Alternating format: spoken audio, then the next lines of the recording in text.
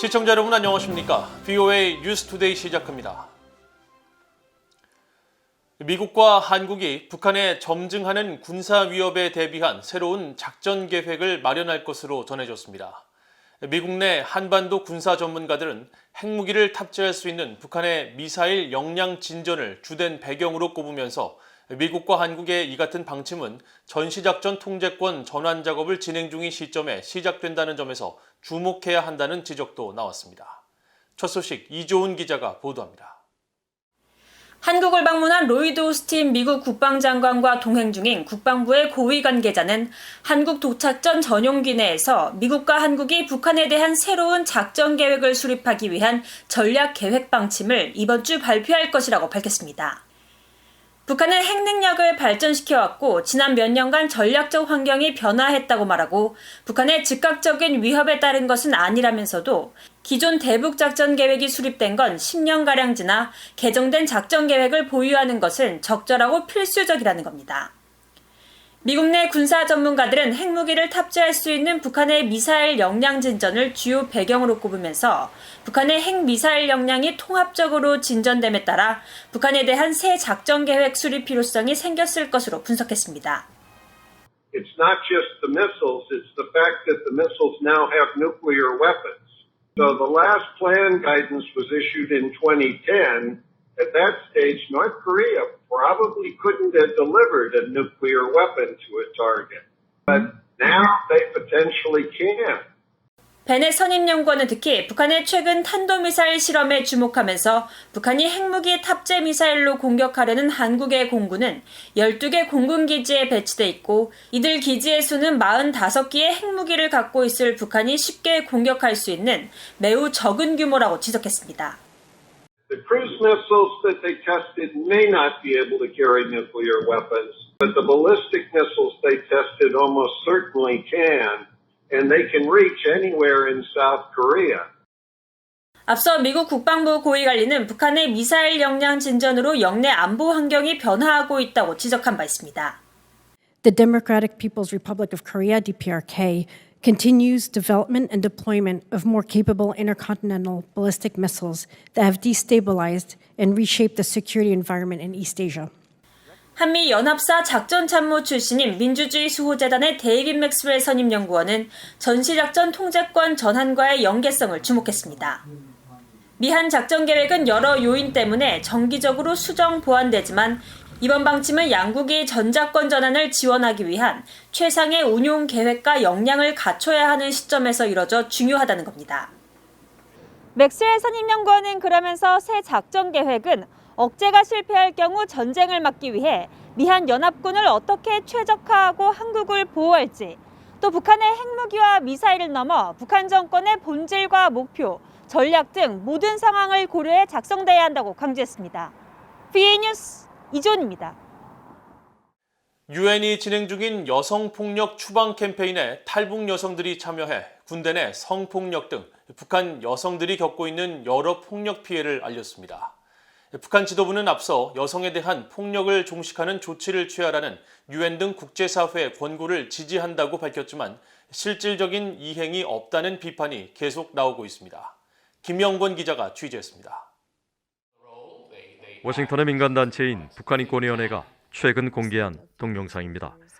유엔이 지난주에 시작한 젠더 기반 폭력 추방을 위한 16일의 캠페인을 맞아 미국에 사는 북한 여군 출신 탈북 여성 제니퍼 씨가 북한 여군들이 겪는 성폭력 등 열악한 실태를 증언한 겁니다. The most serious human rights violations against female North Korean soldiers are sexual assault crimes. Based on my experience, I think almost 70% of female soldiers are victims of sexual assault or sexual harassment. And I'm also a victim of sexual assault. 김 씨는 23살 때 부대 정치군관으로부터 강압적으로 성폭행을 당해 임신했고 이후 마취도 하지 않은 채 강제 낙태 수술까지 받았다고 말했습니다. 노동당 입당 결정 등 막강한 권한을 가진 정치군관의 요구를 거부할 경우 자신의 미래가 송두리째 날아가기 때문에 이런 수모를 감내해야 했다며 그 상처와 고통은 지금도 자신을 괴롭히고 있다고 밝혔습니다. 영국에서 북한 인권운동가로 활동하는 탈북민 출신 박지연 씨도 지난주 유엔 여성기구 영국 국가인권위원회와 영국 여성단체 전국연맹이 시작한 젠더 기반 폭력 추방을 위한 16일의 캠페인 발대식에 참석해 자신도 겪었던 인신매매의 악몽 등 북한 여성들이 겪는 여러 피해를 증언했습니다. 북한은 성폭력이나 성추행 이런 거 같은 문제에 대해서 이제 정부 자체가 크게 관여를 안 한다고 봐야 되는 거잖아요. 오히려 피해자가 더 욕을 먹는 그런 사회잖아요. 특히 이제 북한이 이제 남녀평등법을 발표했어도 남녀에 대한 서로 존중이 없기 때문에 남자가 이제 여자한테 이러한 범죄를 저질러도 누군가 이걸 처벌할 수 없다는 거죠. 그러니까 아주 심각하고요.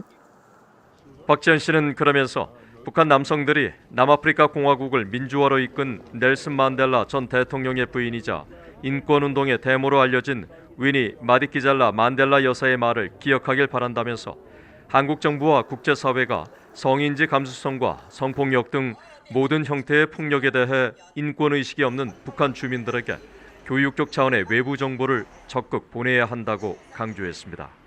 그분이 그때 얘기했잖아요. 우리 모두가 서로 다른 여성에게서 태어났다고. 그래서 남성들도 이제 여성의 몸에서 태어난 모든 생명이잖아요. 그래서 여성을 다치게 하게 되면 사실은 저희 미래를 다치게 하는 것이기 때문에 저희가 여성을 다치게 하는 모든 문제에 대해서는 정말 강력하게 대응을 해야 된다고 생각합니다.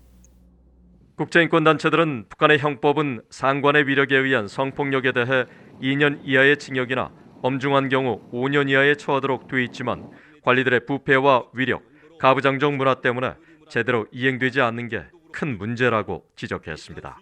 뒤에 뉴스 김영권입니다. 미국 국민 10명 가운데 7명 이상은 북한을 적국으로 생각하는 한편 중국을 미국의 최대 위협국으로 인식하고 있다는 여론조사 결과가 나왔습니다.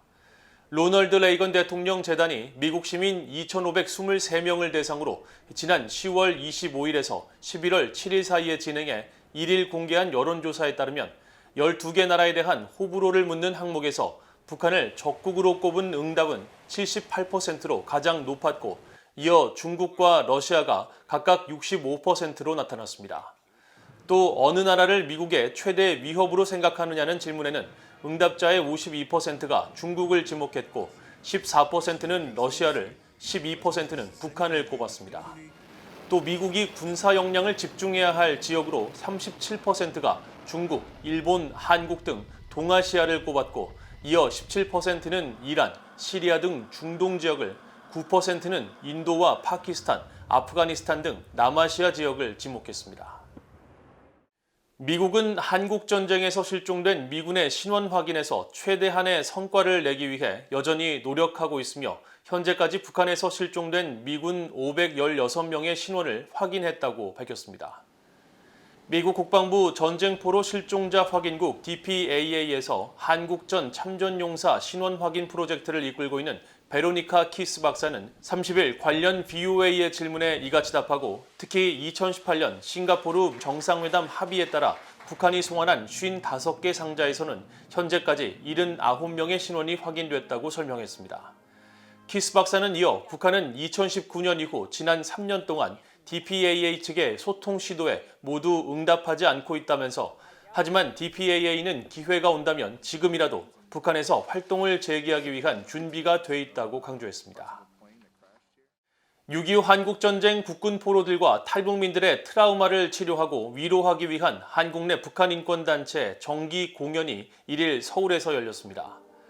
한국 내 북한 인권단체인 사단법인 물망초가 운영하는 물망초 합창단은 이날 한국 서울 영산 아트홀에서 북한 이탈 주민과 후원자들을 초청해 탈북민 여성들로 구성된 합창단의 정기 공연을 펼쳤습니다. 이날 공연에서는 압록강 2000리를 비롯해 모두 11곡이 공연됐으며 신종 코로나 바이러스 감염증으로 인한 어려운 여건에도 관객 200여 명이 참석했습니다.